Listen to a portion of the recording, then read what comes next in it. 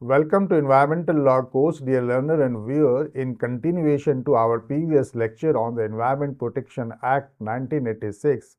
we are going to discuss the ambit and scope of the Environment Protection Act 1986. Dear learner and viewer, you can rightly recall in the last lecture we dwelled on the issue of the Environment Protection Act 1986, on the genesis and object of the Environment Protection Act 1986. And in continuation to the previous lecture, today we are going to discuss about the Environment Protection Act 1986, its ambit and scope, to reflect upon the very notion that how this law is going to be an umbrella legislation by its ambit and scope, the purview and the extent of the application and the enumeration of different kinds and different sectors of the importance, sectors of the environment which are of the vital importance. Then we will try to see that again that the section 2A, which defines environment in a very broad perspective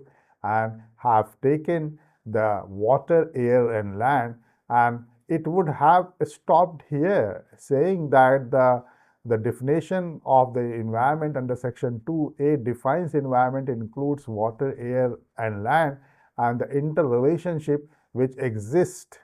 between them. But this part is again extended to this part, and that remains that makes this law as very progressive sounding, as we have taken note of in the previous lecture, that how the very essence and object of the desideratum which has been felt since long, that we must have a very comprehensive environmental legislation, has been covered. The first aspect is this, and the second aspect is this, and then how the third aspect it has tried to germinate and generate and taking a very holistic view of the environment, linking natural with the human environment. And then we will try to see that how section 2 of the Environment Protection Act in other spheres have touched on very pithy issues of the environmental protection, and that way we will come to section 2B, 2C, 2D, 2E and 2F, and then we will try to see that the section 2 contains the first part which deals with environment, and the second part it deals with hazardous substances. So broadly speaking, if we try to bifurcate and dissect the very definition of section 2, then we can create two categories, as it has been evident that under the first category we can take section 2A, we can take section 2B, we can take section 2C, whereas in the another part, in the definitional clauses of section 2, which talks about the hazardous substances, then we take section 2E, then with section 2F and section 2D. So all these three sections, section 2D, section 2E and section 2F, are related to regulations of hazardous substances, regulation of hazardous industries, where these parts of the definition of environment, environment pollutant and environmental pollution, is the part which deals with the question of environment. Having bifurcated these two categories of the definition, we, after taking note of section 2A, will dwell upon section 2B, which talks about, defines environmental pollutant. And then we should take the word pollutant and the pollution. That means that environmental pollutant under section 2B means that any solid, liquid or gaseous substances present in such concentration as may be injurious to environment. Having read this definition, what I am going to highlight on the fact that 1 solid, 2 liquid, and 3 the gaseous substances. So when we are talking of environment in matters of water, air, land, and human being, living creature, plant, microorganism, and property, now we should try to go out of that definition and we see that this is about the protection and conservation aspect. This is conservation aspect,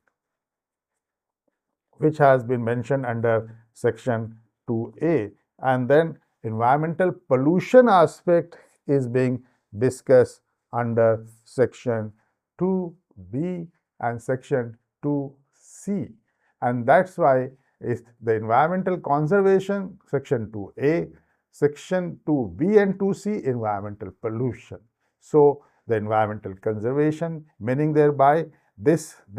tries to incorporate what is called the protection and improvement of environment, which has been laid down under section 48A. So this is a kind of a protection and improvement clause which is underpinned under section 2A, whereas section 2B and 2C we have environmental pollution clauses, and the definition include solid, liquid, and gaseous substances. This is number 1 enumeration, and then what it says that every solid and liquid gaseous substances is not an environmental pollutant unless it is injurious to environment. Then injurious to environment, then what is environment? The environment again is the water, air, land, human being, living creature, plant, microorganism, and property. So once we talk of environment and we find any kind of a reference in the definitional clauses, then we have to again go to section 2A, that what is the overall conceptualization of the environment. Saying injurious to environment is easier to be said but difficult to be understood, and it is not difficult to be understood if we try to take the recourse of section 2A, which have given 3 plus 5 entities, altogether 8 entities, which try to make what is environment. So any solid, liquid, or gaseous substances now present in such concentration is very important. Why? Here the word such is very important.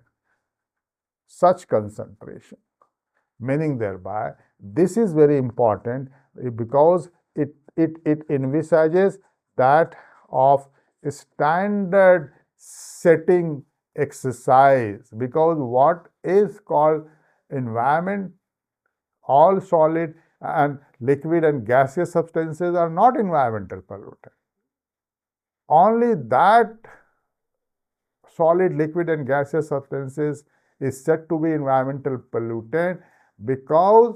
we have to see the benchmark, we have to see the standards, we have to see the categories, and unless we have an environmental standards,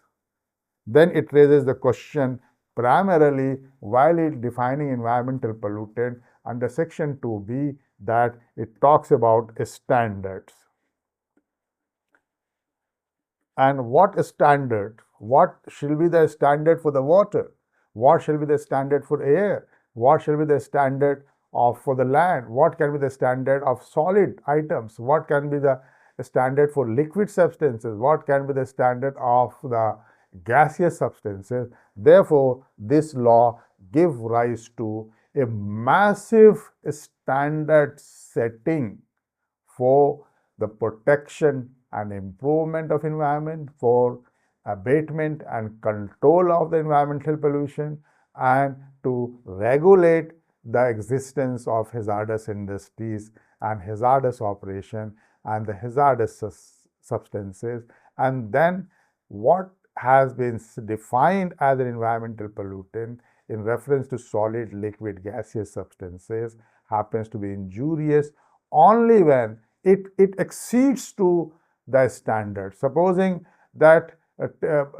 any kind of an air pollutant more than 2.5 microns, then it is supposed to be environmental pollutant. It is something less, then it is not considered to be environmental pollutant. Then that standard setting exercise really makes this Environment Protection Act is a very difficult law, and try to make the entire environmental protection law or Environment Protection Act subservient to a massive outlining of standards for each and every respect. Therefore, the potentiality of the Section 2B in relation to environmental pollution clauses must be understood in right earnest. And then environmental pollutant under Section 2C just talks about that presence of environmental pollutant in the environment. So what is environmental pollutant? Solid, liquid and gaseous substances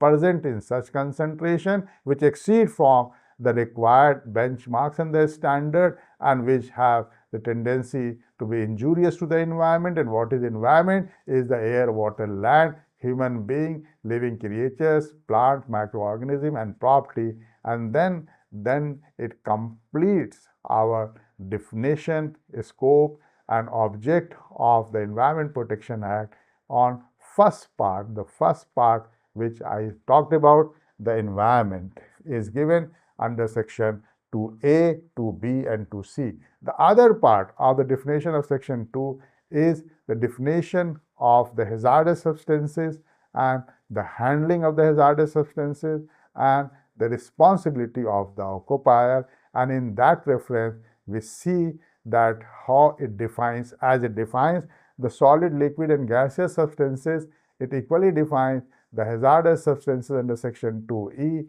and it says that any chemical or physical preparation by its properties or handling can cause harm to what? Life, property, environment and human being. So that definition is very important, that any chemical or physical property by its reason or preparation. So here what is important is the chemical and as well as the physical, and the chemical and the physical property, not only the substances but even the preparation is important. So there are two things, that the hazardous substances not only mean the chemical substances or the physical substances, but even the chemical and physical preparations are there. Then it can also be said hazardous substances or may be called hazardous processes, and then by its properties or handling can cause harm to life, property and the environment. And then again the environment includes what it includes. We have to go to Section 2A, which is very elaborate in its conception, and then it tries to see that whatever is the hazardous substances by virtue of its chemical or physical properties or preparation and happens to cause harm and happens to be injurious to property and the environment, then we must be very careful in matters of handling of the hazardous substances and the process which tries to recognize the entire process in the handling, be that manufacturing, be that storage, be that transportation, be that use, be that sale, be that destruction, be that disposal of that substances. And in relation to the chemical and physical substances, properties which are harmful to the human being and the property and the environment, then the entire hazardous process not only needs to be handled with care in matters of storage, transportation, destruction and disposal, but it casts a onerous liability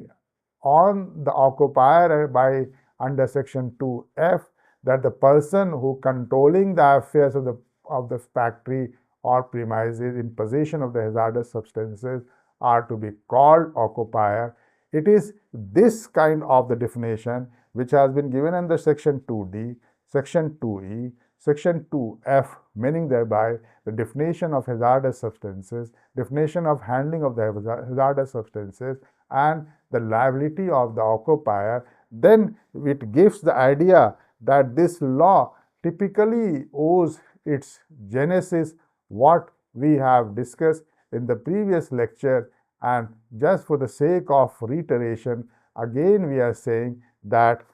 it has in the background and the fear which was lurking in the mind of the legislature while elaborating and legislating this law is to ensure that the Bhopal-like catastrophe should not occur in India, and that's why in the context of the Bhopal catastrophe, an escape of methyl isocyanide from the Union Carbide India Limited, which becomes the genesis of this act, is being widely reflected by the definition of hazardous substances, handling of the hazardous substances, and occupier of the hazardous substances, and process and the pursuit. With this, dear learner and viewer, we have taken a very elaborate understanding and interpretation of section 2, which serves as a ready reckoner and the backgrounder to understand what we can going to talk about the ambit and scope of the Environment Protection Act. And in this reference, then we comfortably use the word that it appears to be an umbrella legislation on the subject of the environment protection. Then what we are going to pull out is the fact that the conceptual foundation of the act, for the sake of reiteration, again we are saying that it talks about the protection and improvement of environment in the same phraseology in the language as it has been mentioned under Article 48A, and it is going to have a kind of prevention mechanism of the Bhopal-like accident should not happen in future. That is the definition of the hazardous industry, and taking from both the point of view, it serves as an umbrella legislation not only for the environment but for industrial laws and as well as the labor laws, and how this is going to happen for the industrial and labor law, because the major audience of this law are the industries, and that's why once it is industry, then industrial law and labor law. So therefore, the very ambit and scope of the Environment Protection Act well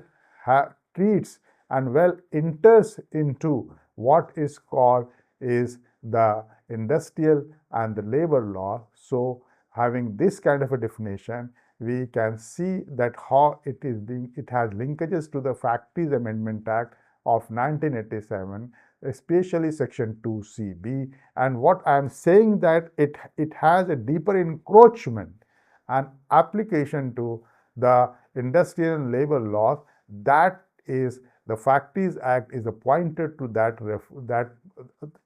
effect, and the Factories Amendment Act, which inserted section 2CB, section 7A, 7B, and 41A to 41H, section 4087A, and section 96A, taken together have an elaborate mechanism, and that elaborate mechanism is nothing but dealing these three aspects. And when we'll be dealing with the hazardous substances, we'll be having a detailed discussion on it. As a cursory glance, we can say now that after studying the section 3(2) of the definitional clause, we will switch over to section 3 of the Environment Protection Act, which is very important article because it tries to see that central government as a trustee of the natural resources, and how the central government under the Environment Protection Act, its ambit and scope, have tried to see central government as a trustee of the natural resources. That point can be borne by the interpretation of section 3(1), which empowers central government to take all such measures as it deems necessary or expedient. Then all such measure is very important, and all such measure, how it can be decided? It is decided alone by the central government when it deems necessary and expedient to protect and improvement of the quality of the environment, and then whatever the central government deems necessary or expedient. Number one is protection and improvement of environment. Number two, the prevention, control and abatement of the pollution. So then we see that what has been said under Article 48A about protection and improvement of environment, Section 3 talks about not only protection and improvement of environment, but it talks about the quality of the environment. And that quality of environment is important. Why it is important? Then again we have to go and reiterate the scope of Section 2B and 2C, and that question of quality can be addressed by Section 2B and 2C of the Environment Protection Act, because it requires standards, and unless we have the environmental standards that are to be framed, the question of quality of the environment is not possible. That's why what has been mentioned in the Constitution of India under Article 48A, the word protection and improvement has taken, but here it has gone one step further, and that's why it marks a kind of a leap. And that one step further is to ensure the quality of environment, and the quality of environment can be ensured by Section 2B, by Section 2C, by a massive standard setting in regard to the environment. So Section 3A makes really it as the custodian of all natural resources, make as trustee of the natural resources, and the central government has been reposed that kind of a stupendous task of not only protection and improvement of the quality of environment, but prevention and control and abatement of pollution. And here I'll just say two things which are very important, and that two things happens to be that what it is called by P. Leela Krishnan in his textbook has rightly remarked that this kind of a clause take all such measures which is deemed necessary and expedient, is something which has been in a kind of an emergency legislation. It is incorporated. And one example which this writer have adduced to bring home the conclusion that Essential Commodities Act, which was passed in 1955, have this kind of the provision. Why this kind of provision was made in the Essential Commodities Act? Because it wanted to have the food security in independent India, because the independent India should not face any kind of a famine. And then in the first 5-year plan, in the second 5-year plan, in the third 5-year plan, it was thought that India should be food secure and it must have some kind of a food reliant country, and to feed the teeming million of the masses, and to stop any kind of an occurrence or any kind of a possibility of the famine. So that kind of the emergency situation which the India faced after the partition and the independence, then the same kind of the phraseology and the word has been mentioned under Section 3.1, that really tells volumes of the concern which the central government was seized upon in matters of the environment while elaborating Section 3.1 of the Environment Protection Act. And then we can say that this Section 3 confers an omnibus power to central government. So that omnibus power which is there in Section 3, that can also be understood by a perusal of Section 3.2, which talks about the functional ambit of the central government. So what it exactly means to take all such measures, then we go and we find that under Section 232, 1 to 13, such measures are enumerated under Section 3.2, leaving nothing to the chance, that leaving nothing for the confusion, and having no compounding of the confusion, that what the central government wanted to do through the instrumentality of section 3(1) to take all such measures and assuming the omnibus power is being elaborated under section 1 to 13. And lastly, if you look at the 14th,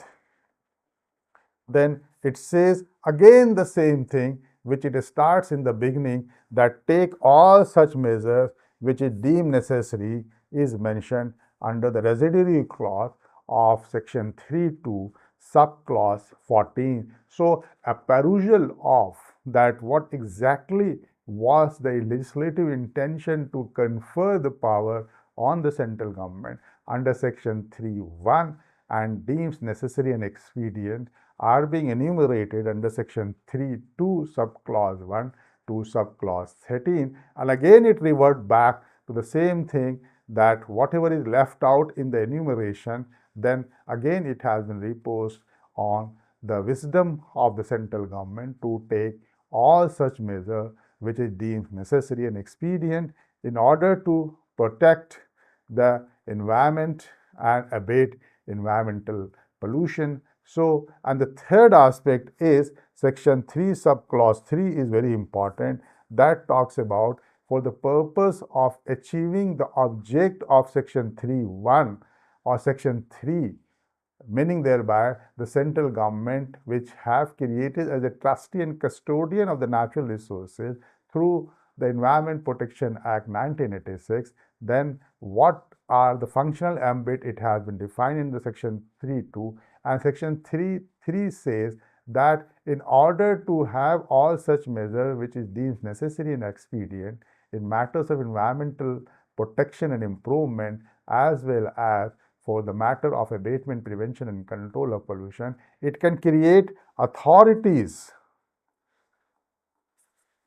Authority and authorities, both things have been mentioned, and it is this concern which Justice Kuldeep Singh in Valour Citizen Forum's case has said that it has been too long in 1995, it has been too long that what has been ingrained under section 3 subclause 3, that we are still looking that what kind of authority the central government have created, because the central government is a vague term, it's not very specific. If there has been a kind of an authority which we had in the America Environment Protection Authority of the US, which has been created under National Environment Protection Authority Act 1969, be that do we have a kind of situation as the National Environment Policy Act of 1969 of the US enactment or the umbrella enactment on the environmental protection and improvement and abatement of pollution creates Environmental Protection Authority, and that authority is a mammoth authority and a very powerful authority. Do we have that kind of authority? The law mentions about it. The section 3 subclause 3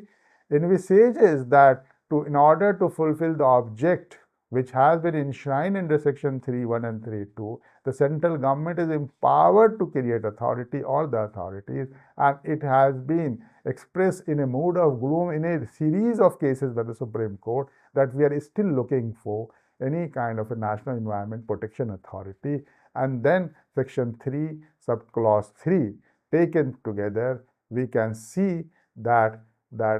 makes really the ambit and a scope if we want to understand in reference to the Environment Protection Act. Then we have to give a very careful reading of section 2A, 2B, 2C, 2D, 2E, 2F. Alongside, we should always pay attention to section 3A,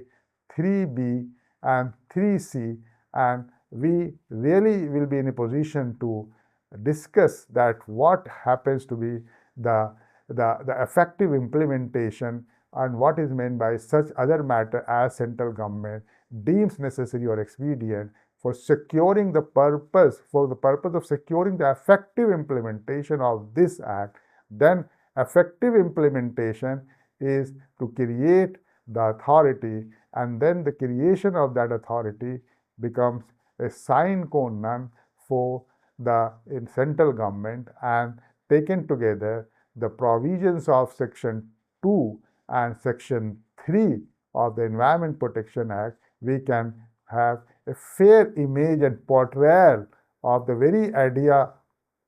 and that idea is to see that what is the Environment Protection Act, its ambit and scope, and we can incidentally also refer to that what has been envisaged under section 2D, 2E and 2F, how it has revisited and has changed the entire structure of the Factories Amendment Act of 1987 by incorporation of section 2CB, section 7A, section 7B, section 41A to section 41H and section 87A and section 90A, the suitable rehabilitation and adjustment which has been done in the Factories Act to encroach upon the ambit and scope of the industrial and labor laws in relation to the environment protection is a kind of a concern, a kind of a discussion which completes our understanding in relation to Environment Protection Act, ambit and scope. And with this, I thank and I wish you happy learning.